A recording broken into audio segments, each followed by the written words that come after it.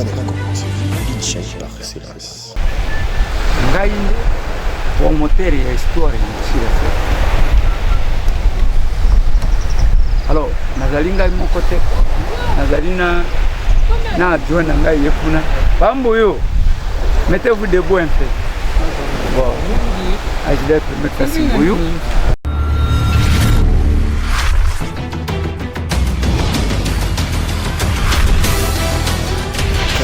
TV, une chaîne par excellence. Merci de votre confiance. Adjoint na ngai. Bonjour. Alors, tozali awa na pointe ya banana. Alors, presqu'île ya banana. Tozali awa na pointe. Pona ni babengi yango pointe parce que toyaki munene tokomi ya kokoni. Nde pointe na biso ya banana. Sur place pe na pointe ya banana esika tozali na yambaka. Ba professeur ya ba université ya mboka na biso ya ba paya bana pe ya kelasi ba ambassadeur ba mission diplomatique ba officier nanga supérieur pe généraux ba politicien pe ya mboka bana ya kelasi école primaire pe secondaire pe population. Alors tozali awa na pointe ya banana.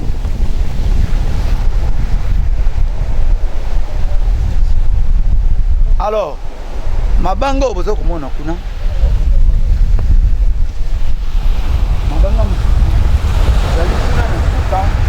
Les points na biso ya bana. Zali na kuka.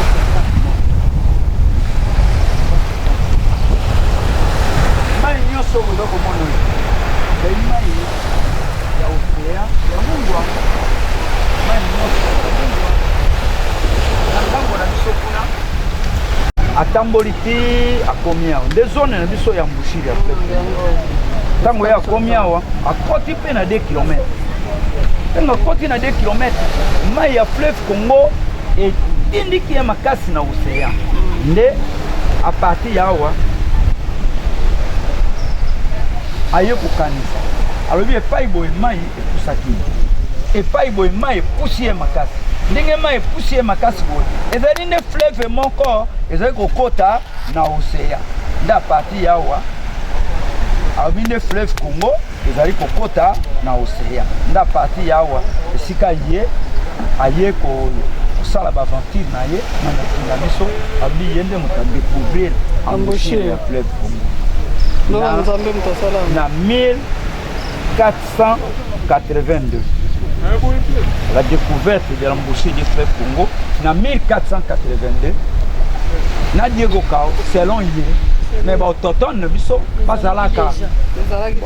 Kolongwa pe awa ndenga découvrir l'embouchure na biso ya fleuve Congo, botala ngo na terrain, kobanda pointe ya Bulambemba na Soyo. Linyona boto komona kwa mwindo wana katikati. Wana nyoso tu nde embouchure na biso ya fleuve. Alors, total la pono kuzuka.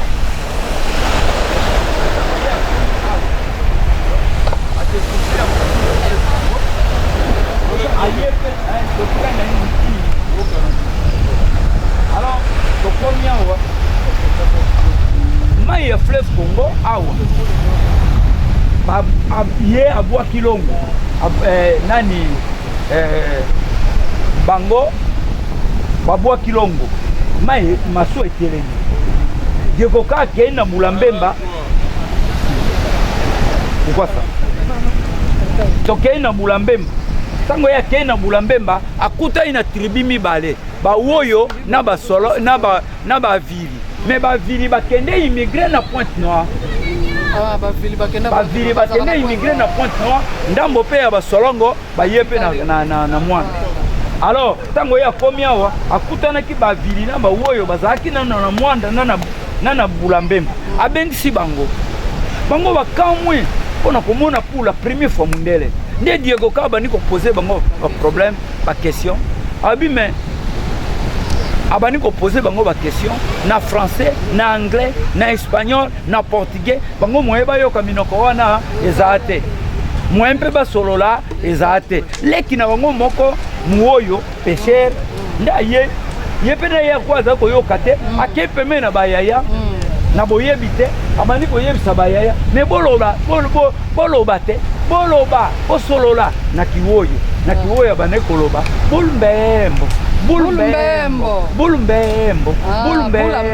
sikoyo ye mpe mundele ntango oyo ayoki bulumbembo yakanisi bayebisi ye nkombo ya esanga oyo nde ye atransforme nkombo ole de bulumbembo yayoki bulambemba nde anote ke esanga oyo nkombo na yango bulambemba nkombo mpe etikali ndenge nkombo etikali aye mpe awa akoti na pirogue na ye aye akoti pe na masuwa na ye aketi na Afrique du Sud kuna na Afrique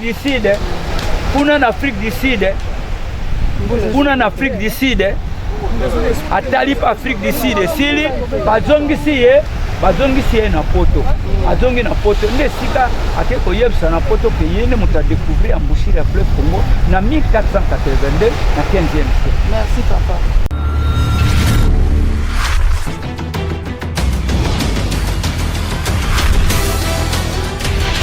TV, une chaîne par excellence. Merci de votre confiance.